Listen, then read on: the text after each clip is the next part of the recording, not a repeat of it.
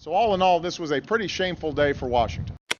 A few months after the mass shooting at Sandy Hook Elementary School, the push for gun control was dealt a serious blow when a proposal to expand background checks failed in the Senate. A minority in the United States Senate decided it wasn't worth it. There were no coherent arguments as to why we wouldn't do this. It came down to politics. This was really one of the lowest points of the year when it comes to congressional productivity and for bipartisanship. And more than anything, it was probably the beginning of what has become a no-good, very bad year for President Obama. The bill as amended is passed.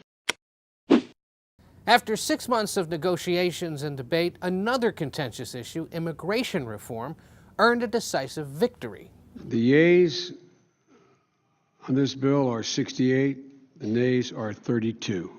When the Senate approved a bill that would give millions of illegal immigrants a path to citizenship. And a sign of how important this was, Harry Reid summoned every single senator to their seat in the Senate chamber and ordered them to vote from their seats. That very rarely happens anymore. But 2013 comes to a close without any significant action on immigration in the House. I intend to speak in support of defunding Obamacare until I am no longer able to stand. In the days leading up to the government shutdown, the junior senator from Texas captured everyone's attention. I don't believe there's been a day on this Senate floor that I haven't worn my argument boots. At least for 21 hours or so. Senator Ted Cruz took to the Senate floor to delay a vote that would have allowed House Republicans more time to come up with their own version of a funding bill to avoid a shutdown. While his talkathon wasn't technically a filibuster, Do you like green eggs and ham? it certainly sounded like one. In the end, Senator Cruz outlasted me. I ended up going home before he ended, but it was one of those nights, certainly from 2013 and probably over the course of covering Congress, that I'll never forget. We thought we heard shots. Fast forward a week or so, the government shutdown is in full effect. Speaker of the House John Boehner has been pressing his caucus to come up with a budget deal that'll prevent the country from default, and the House is wrapping up a series of votes on short-term spending bills when shots ring out on Capitol Hill.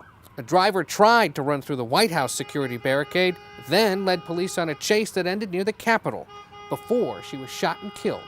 We were headed down to lunch, and I got to the basement, and suddenly police officers were coming out of, doors and hallways that we didn't really even know existed, and they had huge semi-automatic weapons and were ordering all of us to shelter in place and to hide. And eventually we realized that never was the building itself in any danger. But on a day that was already full of drama and real hard feelings about the budget, a shooting just outside the Capitol just added incredible intensity to the situation. Welcome back, man. Yeah! And perhaps the most emotional moment of the 2013 congressional calendar came on the first day, when Senator Mark Kirk returned to the Senate less than a year after suffering a stroke. The Republican senator from Illinois had spent most of 2012 in rehab, relearning how to walk and talk. It took him about 5 minutes to climb the Senate steps that morning, and his colleagues cheered him on the whole time. It's almost there. The thing that cameras couldn't see that day is after he had climbed the stairs and come into the Senate chamber, they asked the Senate chaplain to give a prayer. And all the other senators basically stood and were listening. Senator Mark Kirk sat down in his seat and rested his head on the desk. It was just so clear to those of us that were watching that he was just so exhausted by what he had just done. And that was just on the first day. So it's amazing that he is still able to do it every day.